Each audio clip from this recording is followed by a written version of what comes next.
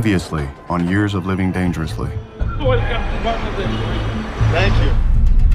Bangladesh is the size of Iowa. So think of all of the U.S. being packed into Iowa. So you've seen this city expand? Yes, every day people coming from the rural areas. This would be considered a good living space in the city. And climate change is exacerbating all of this. They're forced to come here. Oh yes, water is creeping into people's homes. 17% of the landmass, 13% of the population will be inundated. How much of this is affected? Below that, all will be underwater for 1 meter sea level rise.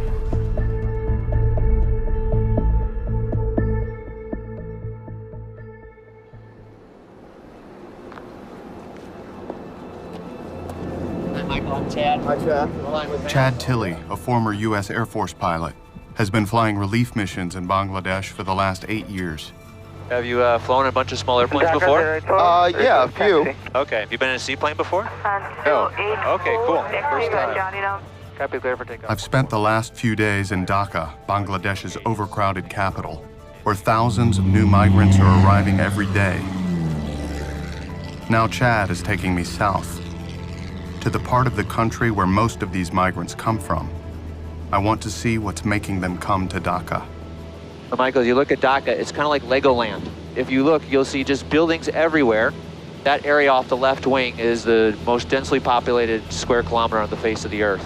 144,000 people per square kilometer. It's crazy how quiet this city seems from the air. And before long, we've left it behind completely. Unlike in America where we have a lot of rock and gravel in our soil, here we have muddy kind of soft sand. The water can do with it as it please. You see how all these fields are reflecting back, not just the river, all still water. You see how all this area is still underwater.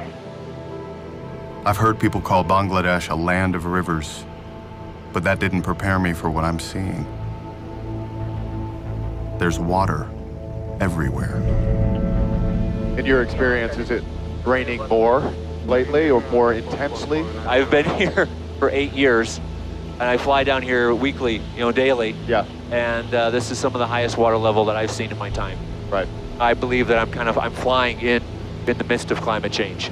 Right.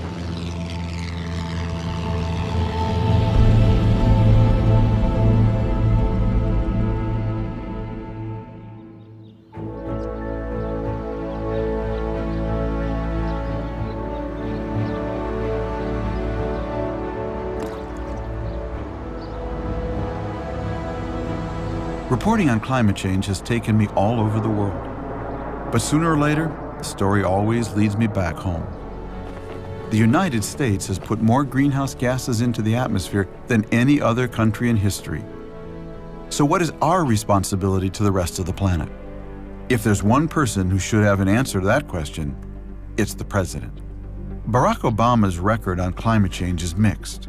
He's made some important steps forward, like placing new restrictions on coal-fired power plants, and he's sharply increased fuel efficiency standards for cars and trucks.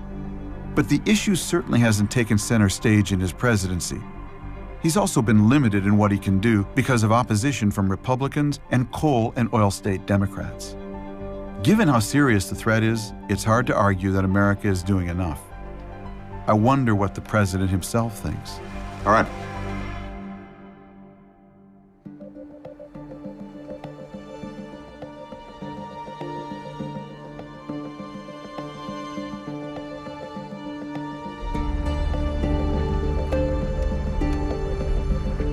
So welcome to Chile, man. Thank you. I'm a senior scientist for Conservation International. My expertise is biology, so climate change has never been part of my own research. But today, I'm joining an expedition with glaciologist Dr. Paul Majewski, and I'm about to see what cutting-edge climate science looks like up close. Sanjayan, How are you? welcome to the Chilean Andes. Good to see you. Great to see you. Where are we going? We're going to be going right up there. Can I see it from here? No, you can't. It's right around the corner. It's about just under 20,000 feet. Right around the corner is not quite. That's like We're going to a glacier at the top of a volcano called Tupangatito. Paul says it's one of the only places in the world we can find what he's looking for. A pristine record of Earth's climate, frozen in ice. The ice has been very, very cold, and the record in the glacier is really well preserved. But you might have to drag me up there a little bit. I'll bet you'll do just fine. All right. I'm not so sure. The climb will take 5 days, ending up at an elevation over 19,000 feet. Paul tells me very few people have ever set foot up there, and even our Chilean guides say it's a punishing trip. But what's even scarier is what Paul thinks he might find. Evidence that our climate could be changing much more dramatically than we even realize.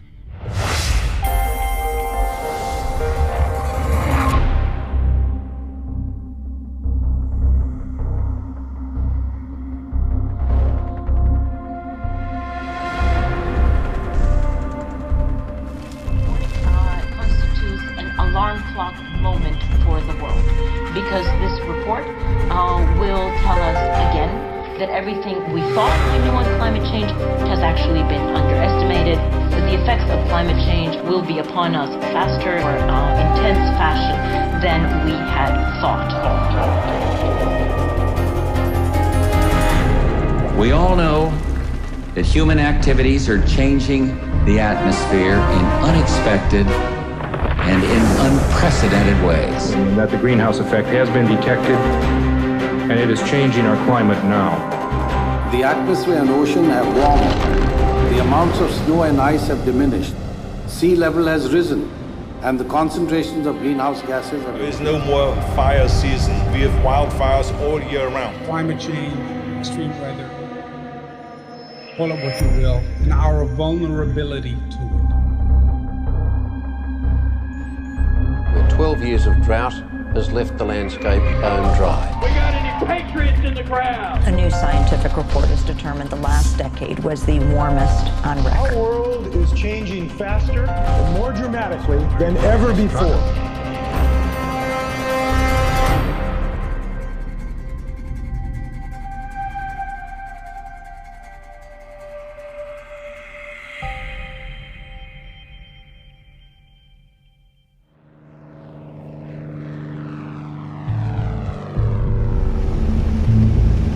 Okay, guys, we're gonna come and land in the water now. Please make sure your safety belts are fastened. There it is. Yeah, that's no dinghy.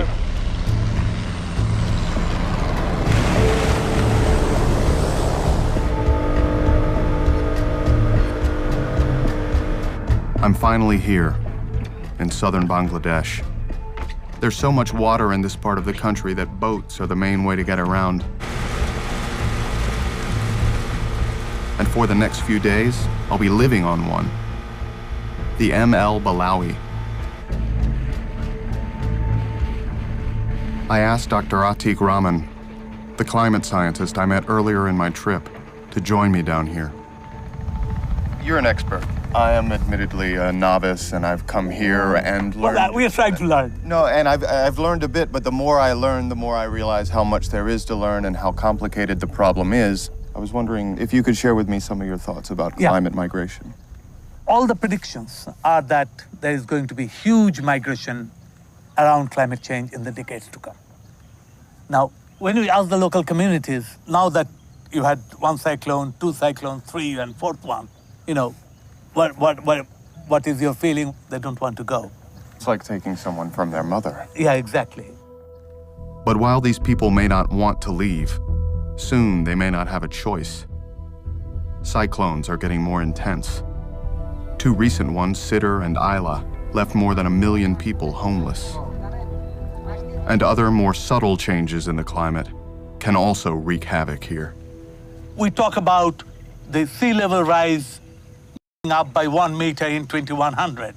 Now, that's not what ordinary people are worried about, 2100. They're worried about their next meal.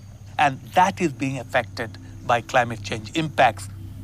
For example, these people have learned a very fine-tuned agricultural system, but if the rain comes 10 days earlier or 10 days later, they won't know where to sow their seedlings, which is the basis of the next plants. And If it comes too heavy, then it's a flood. And if it's a flood, then the seedlings die. So they don't have the seedling for the next crop. And there's another threat to the crops that we can't even see. Salt. What happens is when the cyclone hits, salt water is pushed further north into the areas which were otherwise very arable and giving good crops. In 2009, Cyclone Isla pushed salt water so far inland that 5 years later, much of it is still there. And the rising sea level only makes this worse. So a cyclone not only destroys the trees and the infrastructure, but also the agricultural crops. Once they're covered by a layer of salt, the productivity isn't there. Many of the efforts we are doing to eliminate our poverty will be severely hindered by the impacts of climate change. Atiq tells me that after a long history of famine, one of his country's greatest achievements is that it now grows enough food to be nearly 100% self-sufficient. But climate change raises the question, for how long?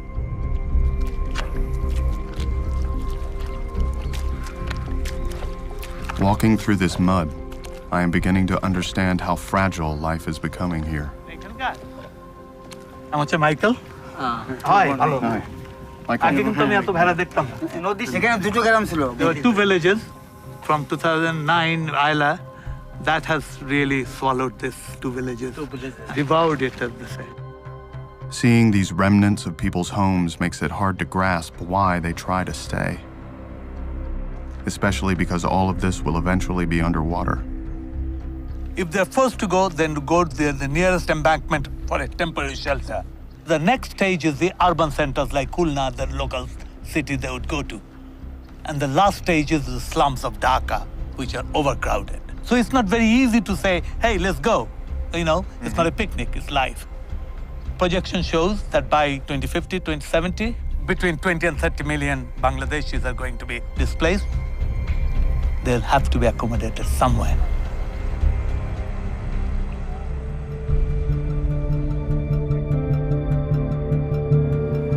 Our founders believed that those of us in positions of power are elected not just to serve as custodians of the present, but as caretakers of the future. Someday our children and our children's children will look at us in the eye and they'll ask us, did we do all that we could when we had the chance to deal with this problem and leave them a cleaner, safer, more stable world? And I want to be able to say, yes, we did. In your June 26 Georgetown speech on climate, you concluded by saying, someday our children and our children's children will look at us in the eye and they'll ask us, did we do all that we could? And I want to be able to say, yes, we did. How are you doing with your girls? You know, every day I think about what I'm leaving behind for them. The truth is, we're not yet doing all that we need to do. Now, the good news is that America actually has made significant progress over the last 5 years. You've seen the price of solar power and wind power drop significantly. The rules that we put forward in terms of fuel efficiency on cars are going to take huge amounts of carbon dioxide out of the atmosphere, as well as saving American taxpayers about $1.7 trillion in what they otherwise would have spent on gas.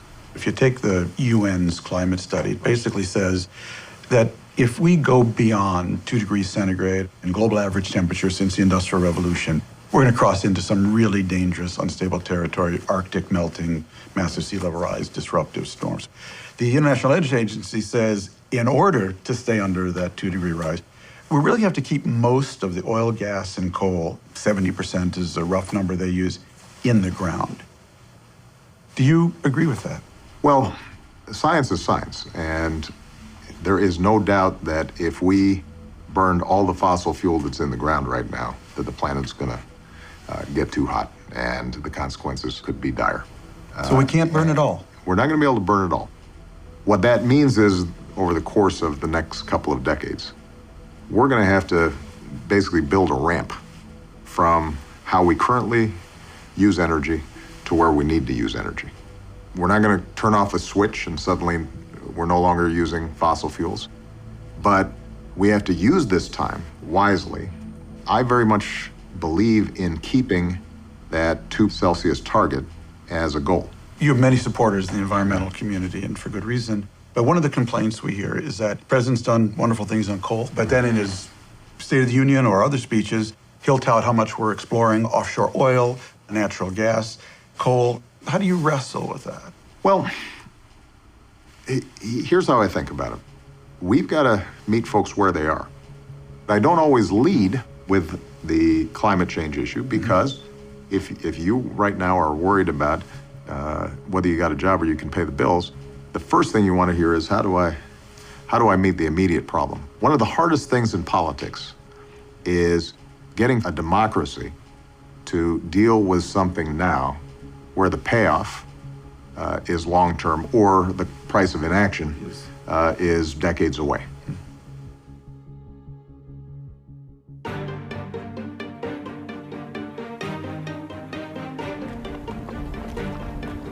We just set out on our 5-day ascent of Tupangatito. Until we get to the top, this trip is less about science than endurance. Which is why we are also joined by a team of Chilean cowboys who will guide us on this treacherous journey. I'm definitely out of my element here, and it's a relief when we finally stop for a break. It also gives me some time to ask Paul why he wants to go on this crazy trip. Very special place. Spectacular, you know? If it wasn't the fact that I was not able to breathe, it would be fantastic. That's right. Over the past few decades, Paul has been collecting ice core samples from around the world to create a record of Earth's climate going back thousands of years. And he's turned up evidence of something frightening, that climate can change far more quickly than we ever imagined. Everybody believed, including me, that the climate system operated slowly. All of a sudden, we saw these tremendous changes, many degrees Fahrenheit happening in less than 10 years, in some cases in less than 1 year, and staying at that level for hundreds of years. So abrupt climate change was born, and we realized the system can change quickly. What are we talking about? I mean, are we talking about disaster moving quickly? For some parts of the planet, yeah. Really? Doesn't that terrify you? Oh, yeah. Paul says in the past, abrupt climate change events may have brought down entire civilizations. Until around 2200 BC, the Akkadian Empire of Mesopotamia spanned what is now Syria, Iraq, and southern Turkey. But then, an abrupt shift in rainfall patterns caused a severe drought, and the empire collapsed. 3,000 years later, the same thing happened in Central America. Stricken by drought, the Mayan civilization virtually disappeared around 900 AD. And 650 years ago in Greenland, an abrupt change in temperatures put a swift end to the Viking colonies that had prospered there for centuries. These sudden events, says Paul, were triggered by natural cycles, slow changes to the climate over thousands of years that eventually reached a tipping point. Now he's worried that greenhouse gas emissions could be pushing our planet towards another tipping point, but in a fraction of the time it would take naturally. To find out if that's happening, Paul needs ice samples from the top of that mountain. That's easier said than done.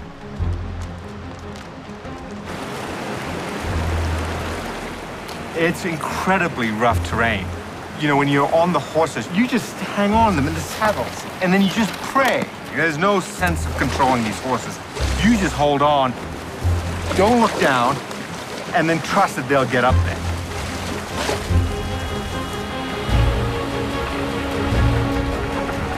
Ironically, man-made climate change is actually making the trek itself more difficult.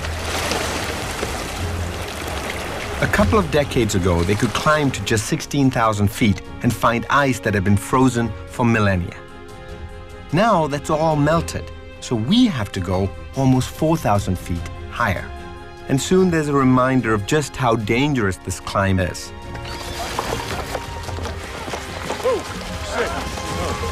One of the cowboys has a bad fall and breaks his collarbone. But the most treacherous terrain is still ahead.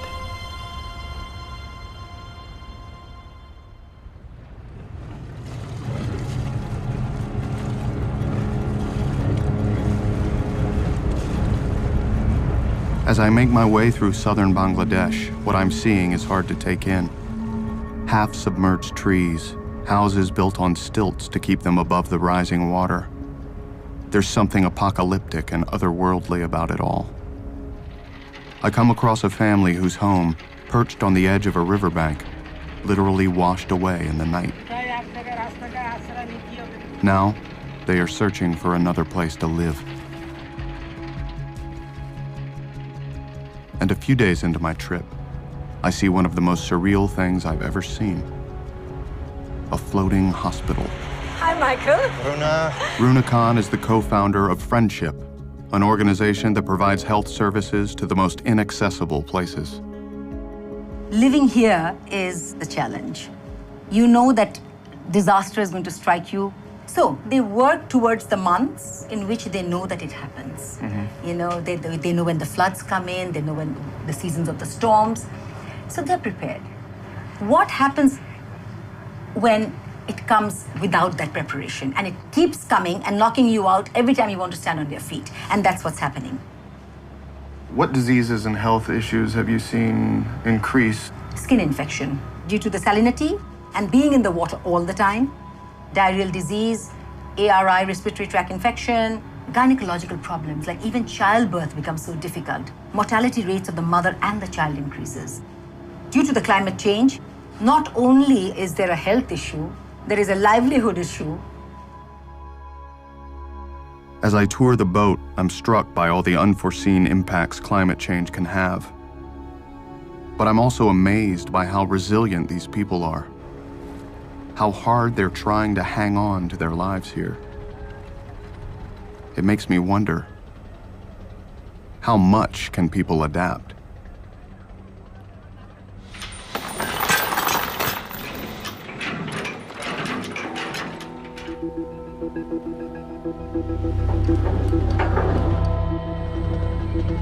In order to stay here, people will need a way to grow food even as salt water creeps further and further inland. It's one of the biggest challenges they face.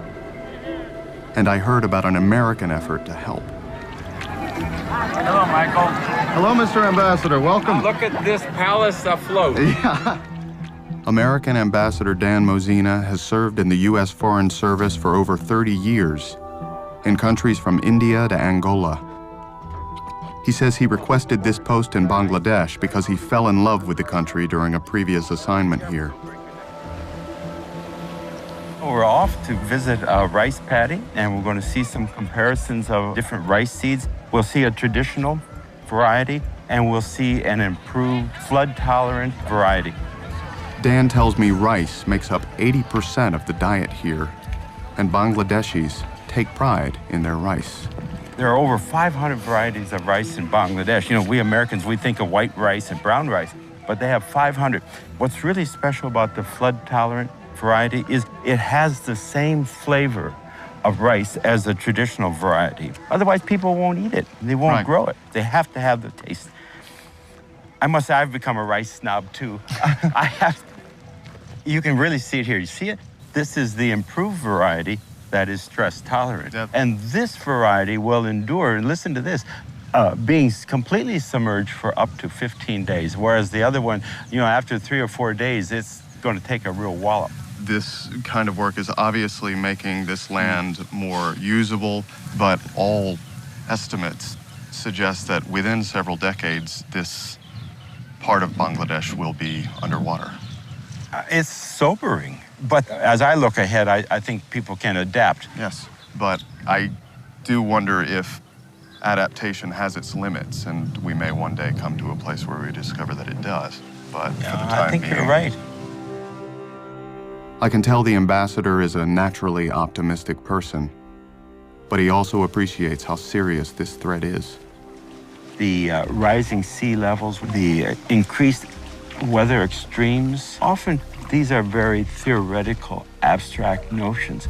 They're not theoretical and abstract here. These are real, and where we are right now, this is the frontier. No textbook here. This is just reality. And he says the consequences could reach far beyond Bangladesh. A failed Bangladesh a Bangladesh that has not adapted to the impact of climate change, a Bangladesh that implodes, that's a tremendous security risk to the region and to us. Southeast Asia is already a politically volatile region.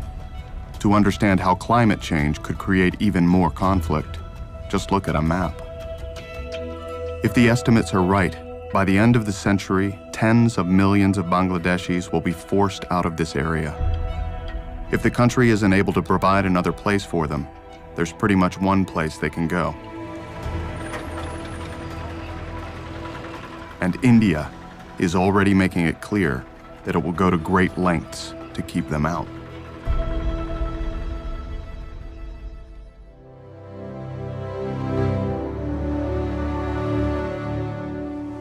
So every morning, you get an intelligence briefing. Your national security advisor, the CIA comes over. Do you also get a regular briefing from your science advisor on these climate and environmental issues? I do. At least once a day, you'll see something on the national security side or domestic policy side that is impacted in some fashion by the possibilities of climate change. The area where we are most concerned is how climate change could end up having profound national security implications in poorer countries. We're obviously concerned about drought in California or hurricanes and floods along our coastlines. All those things are bread and butter issues that touch on American families. But when you start seeing how these shifts can displace people, entire countries can be finding themselves unable to feed themselves, and the potential incidents of conflict that arises out of that, that gets your attention. There's a reason why the Secretary of Defense and the Joint Chiefs of Staff identified climate change as one of our most significant national security problems. It's not just the actual disasters that might arise. It is the accumulating stresses that are placed on a lot of different countries and the possibility of war, conflict, refugees, displacement that arise from changing climate. You know, I did, for the Years of Living Dangerously series, I did the Syria drought and its impact on the revolution there. Right. And the most scary conclusion I drew from that is Syria couldn't manage a 4-year drought when they had a government. Which gives you some sense of what happens in a lot of these countries that are just barely hanging on as it is. They don't have a lot of margin for error. That has national security implications. When people are hungry, when people are displaced, when there are a lot of young people, particularly young men, who are drifting without prospects for the future, the fertility of the soil for terrorism ends up being significant. It can have an impact on us.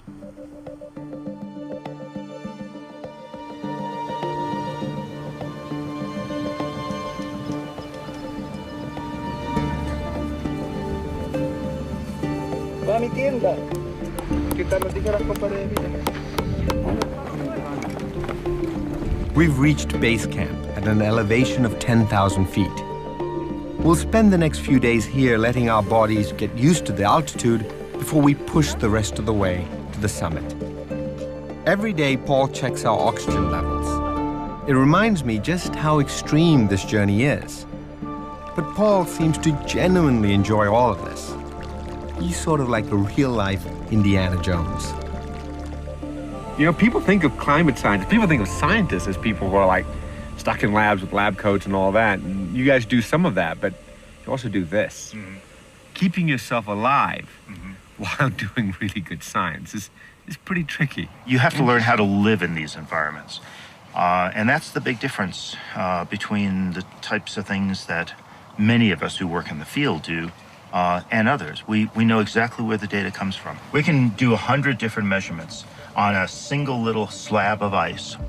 And from that, we can tell all sorts of things.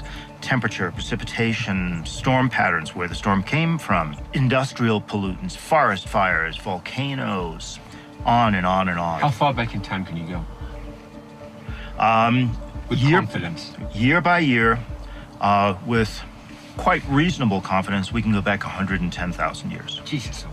Using an ice core that was about 10,000 feet thick that we drilled in Greenland. If you get an ice core from the correct place, you can solve problems. We were able to demonstrate that changes in acid rain increases were largely due to human activity. And the really exciting thing we were able to demonstrate is that as soon as the legislation came in, which the Clean Air Act, which reduced a lot of those emissions, you see the levels going down. So ice cores don't lie.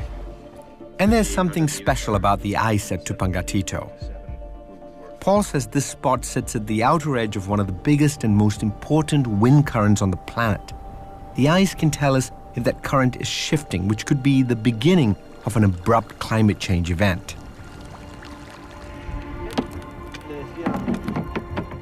And it seems like something has been changing around here, at least according to our Chilean guides. Salían harta agua y ahora un poquitito. A los caballos le llegaba hasta los cueros, la montura no se podía pasar.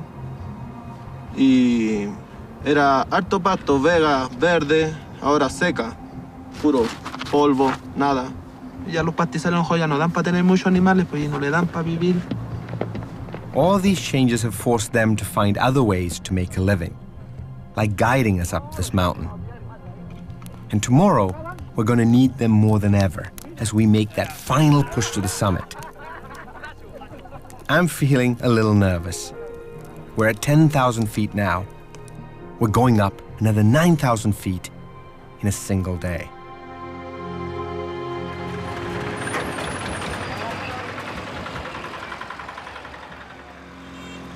I'm with Morshed Ali Khan, the Bangladeshi journalist I met back in Dhaka. He wants to show me how dangerous the life of a climate migrant can be. India is your biggest neighbor, and people find it easier to go into India than to Dhaka. And yes, there is a threat. Lots of people cross this border, Michael, and many of them illegally. Many men, women, children get shot dead by the border security force of India. Wow. You can go this way? That's India. You know, so beyond this pole here is no man's land, they call it? Yes, I think so. We can always ask how far we can go. Aro koto dur jete parbo amra? O dada, ekjon shune. Amra to film banabo, amra ain bhongo korte chai na. Amra gelam edike. We are allowed to go. Morshed tells me this is considered one of the most dangerous borders in the world. I'm not sure how far I want to go. Many of these houses are used as, fast stopover for the aspiring migrant. Mm-hmm. So they spend the night here. In the middle of the night, they're just smuggled across. Already, millions of Bangladeshis have fled across the border to India and are living and working there illegally, leading India to get very serious about stopping any more from crossing.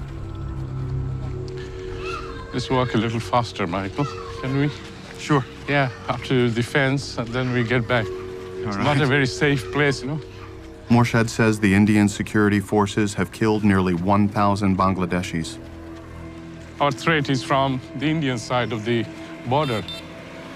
If they find that somebody is trying to intrude, they'll shoot and then talk, if he's alive. Until a couple of years ago, they maintained a shoot-on-sight policy for anyone trying to cross without permission.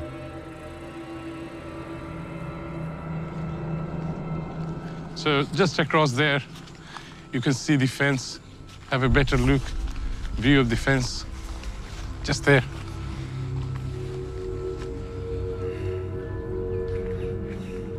Yeah, that's a long walk. Yes. Very exposed. Do you think any members of the Indian Border Police can see us from here? Yeah. Hello? Dum, dum, dum. Good one. All right, let's get out of here. Yeah. I've never been to such an eerie place, and I wonder what will happen here when millions of Bangladeshi homes are underwater. And I don't know if that fence would deter people from trying to go across, I don't think so. They're desperate, they're desperate. Yeah.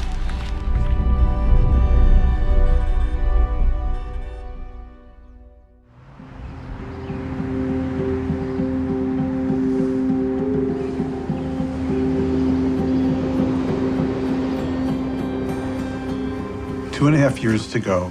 If there's one thing you could do to advance this issue, what would you like it to be? You know, the way we've solved previous pollution problems, like acid rain, was we said, we're going to charge you if you're releasing this stuff into the atmosphere. We're going to let you figure it out, but we're going to tell you you can't just keep on dumping it out in the atmosphere and making everybody else pay for it. So if there was one thing that I would like to see, it'd be for us to be able to price the cost of carbon emissions.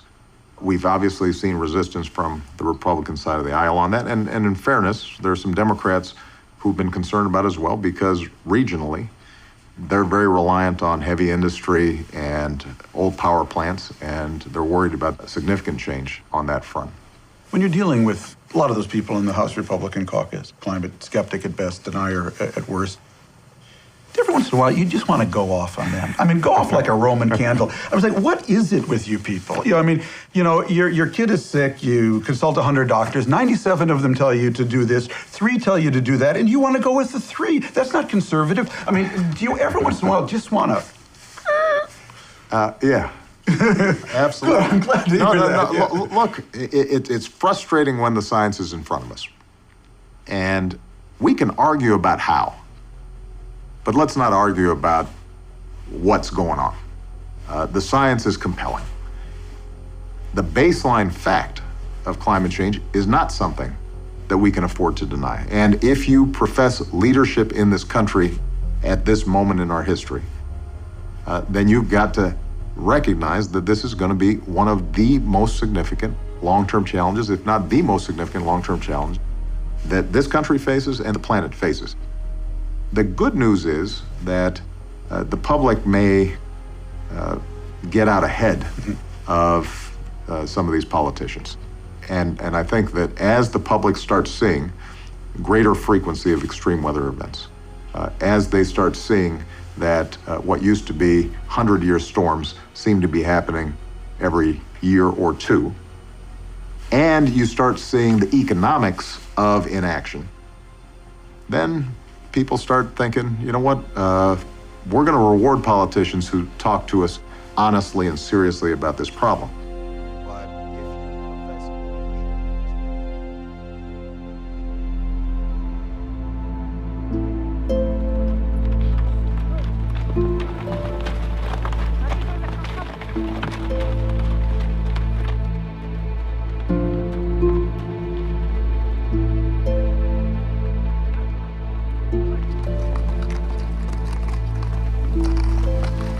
The final ascent is sheer madness.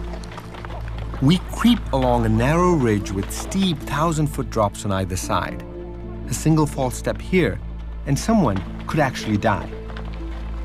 You remember that scene in Raiders of the Lost Ark where he's running out of the cave and the big ball is rolling behind him? I felt that much peril coming up here. This is why people study coral reefs. This is why people study coral reefs. Good point.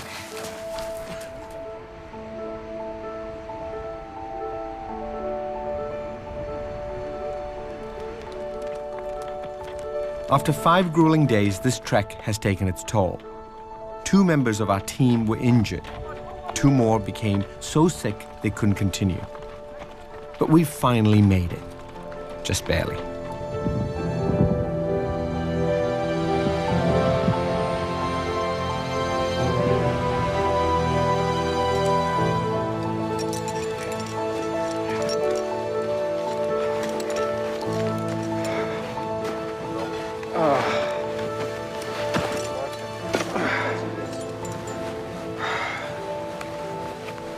At this altitude, there's so little oxygen that I'm finding it hard to think straight.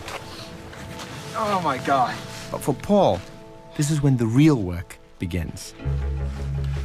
Okay, Gino, you ready? Ready? Fire away.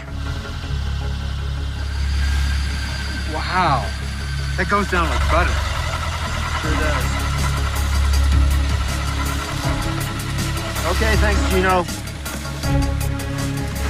I'll hold on to it tight. They've got clean gloves on, so it's not contaminated. Oh, yeah. Okay. All right, now what? And then all over this glacier will be bigger and bigger cores. Bigger and bigger sections. I'll go and transfer and process. Can I get near you?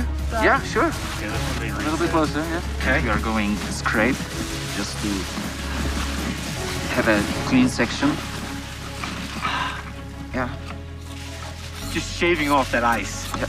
Just the outer area might be contaminated from the drill itself, so we try to remove the outer portion.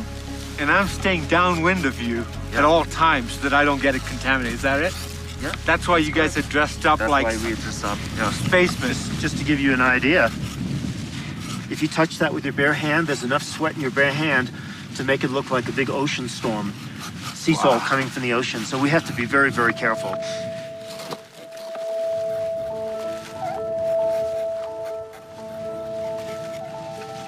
Yep. Just gonna pop it out.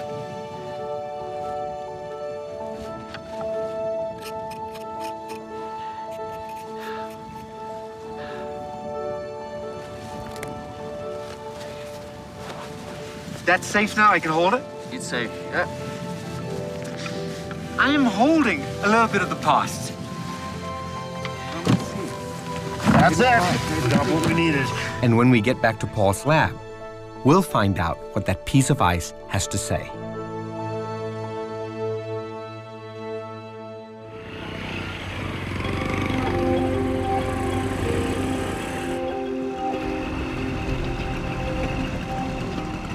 I'm heading to a district called Shatkhira, a few miles away from the Indian border, to see Shahidul, the climate migrant I met back in Dhaka. After 2 cyclones devastated his home, Shahidul moved to Dhaka and almost lost his life when the building where he worked collapsed.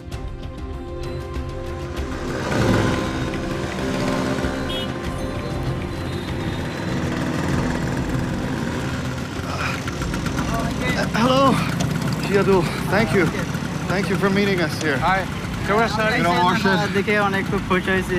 He says he's very happy to see you. And his house is 5 kilometers away from here. Okay. So he's inviting you to go with him to his house. Hatro? This way? Okay.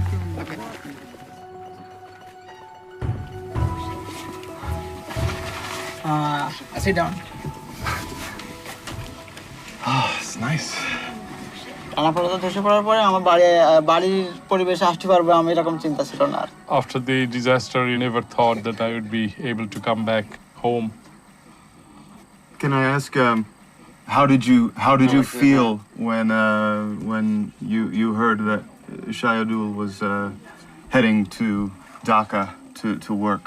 আমার আব্বু আর যাইন মন দি চাই না বন্ধন কিনে নিয়ে যাইতে হবে না She says they didn't want him to go anywhere. But Shahidul's father didn't earn enough to run the family, so he had to help.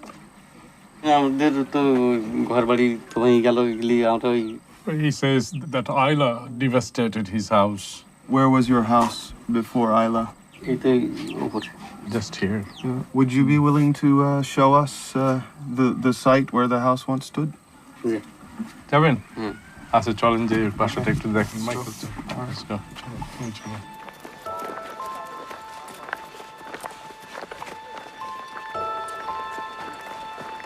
This is where his old house was. Ayla destroyed it, and then he shifted across the road. Yeah, you only moved right across the road. You didn't go any further. Why? He doesn't have any land elsewhere. Right. So this is the land he found suitable. I imagine the experience of Ayla was very scary. What was it like? What do you remember? যখন পানি বৃদ্ধ হয় সেই সময় আমাদের বাচ্চাগুলো নিয়ে যে কোথায় যাই Everything was swept away by the high tide. You know, I preferred to save my children rather than my belongings. Of course. Do you fear or even expect that a storm like Ayla will come again? আপনি কি মনে করেন যে ওই আইলার মতো জলোচ্ছ্বাস আবার হবে? আল্লাহ জানে আমি তো Allah knows. Right. Yes.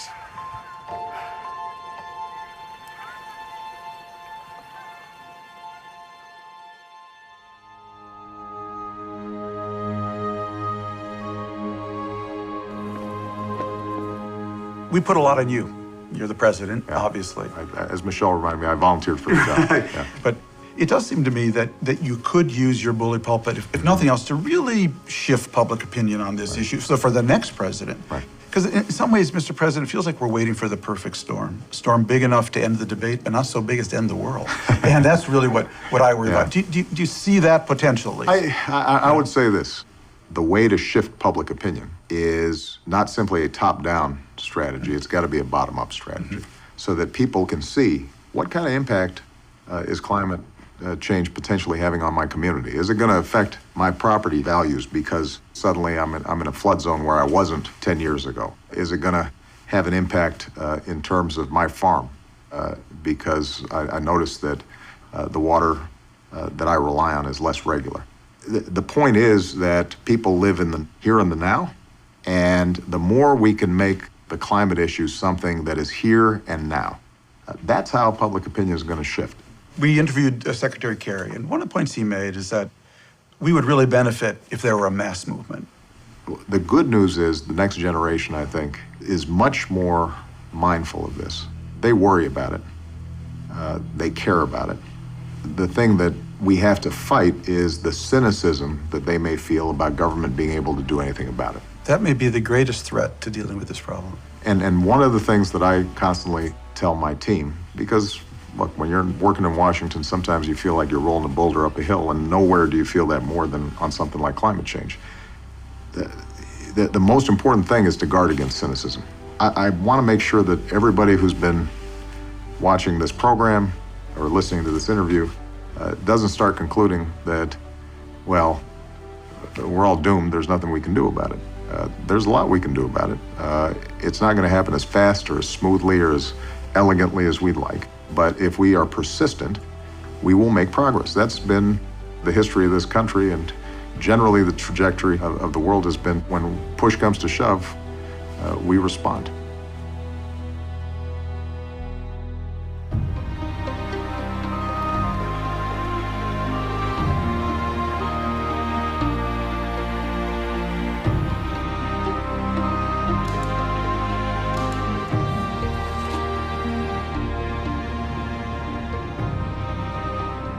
I'm on my way to Paul Majewski's lab at the University of Maine.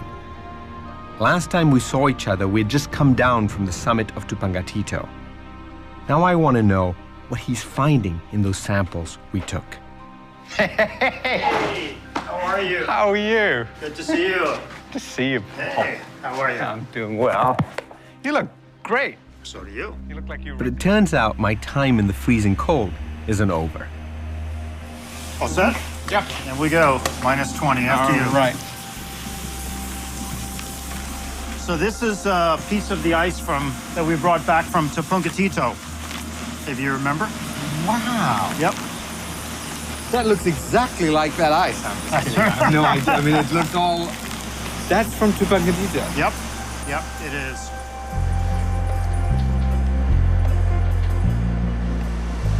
Now you're going to see something really amazing. You're going to see the highest resolution results that have ever come from an ice core. So here we are at the laser system. Right.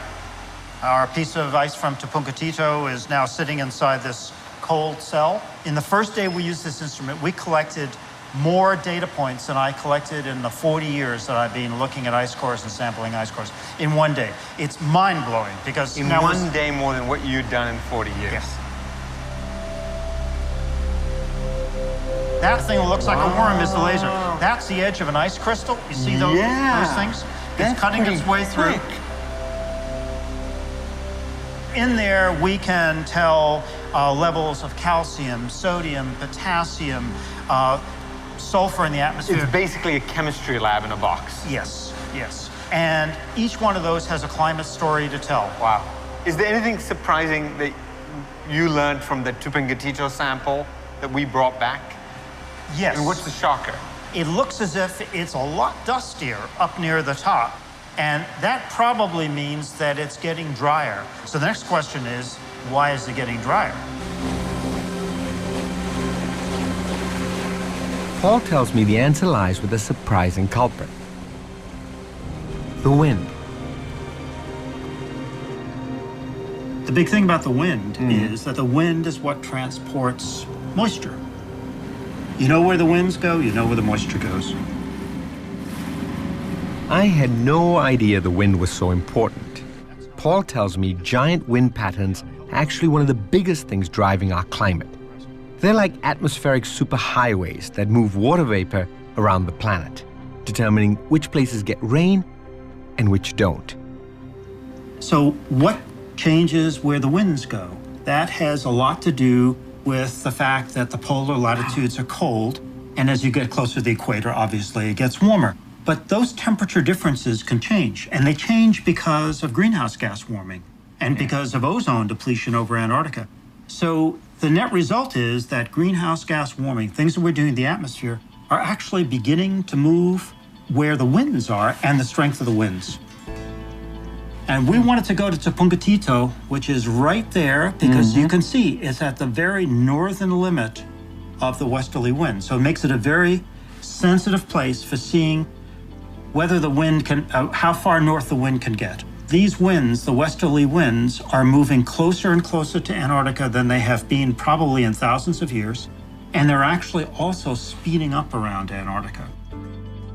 As the winds move south, places just to the north will get less rain, and it goes far beyond Tupungatito.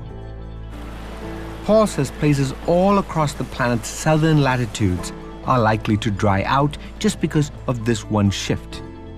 Even more frightening, this shift could be a warning sign for a more abrupt change in wind patterns still to come. We discovered that the climate can literally go from one state to another, many degrees Fahrenheit shift in less than a year or two, and stay there for decades to hundreds of years. Today, we're pushing the system to higher concentrations than anything in the last million years, and probably doing fast. And many times faster than we've ever done it before. Paul reminds me that in the past, changes like this have brought down civilizations. What could this mean for us?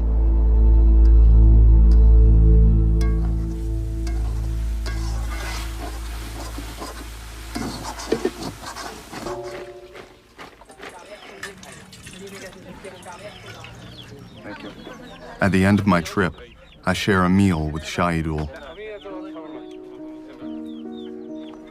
Soon, we're both going back to Dhaka. But really, we're heading in opposite directions. I'm on my way home, and he's leaving his. He was only able to visit his family for a few days. It's hard not to think about how different our lives are. It feels like we're in totally different worlds. But I've seen how connected those worlds actually are. Because what my country puts into the air is affecting more and more people like him. It reminds me of something Atiq said. These are young people, many of them are restless, and they're being displaced, and many of them now understand the causal relationship, that it is somebody else's greenhouse gas that's causing my displacement. Shahidul represents that whole phenomenon.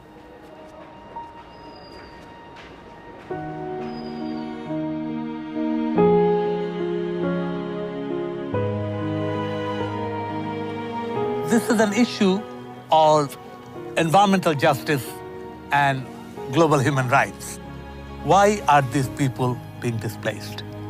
Who has caused their displacement? Who is going to pay for it? And where are they going to go? If 70% of Bangladesh land is going underwater for 1 meter sea level rise, if another country came and invaded for that piece of land, every Bangladeshi will give their life and fight. Now here, who do we fight? Somebody has to take the blame. And somebody has to lead the way toward a solution. Because eventually, climate change will touch us all.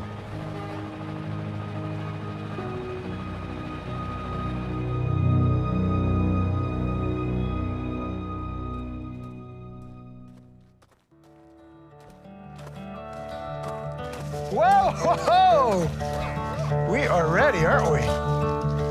How about this one? I have been searching all of my days, all of my days. Many a road, you know, I've been walking on. days. And I've been trying to find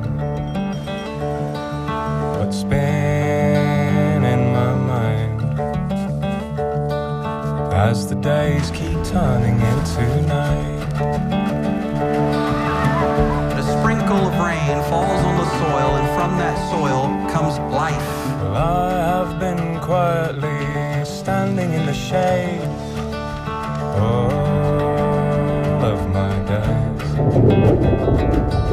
Watch the sky breaking on the promise that we made.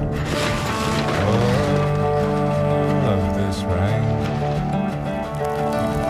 And I've been trying to find what's been in my mind. I love you. I'll see you this afternoon, okay? As the days keep turning into night. So I smile, I know I'll feel this loneliness no more. All of my days. For I look around me, and it seems you found me, and it's coming into sight as the days keep turning into night. As the days keep turning into night.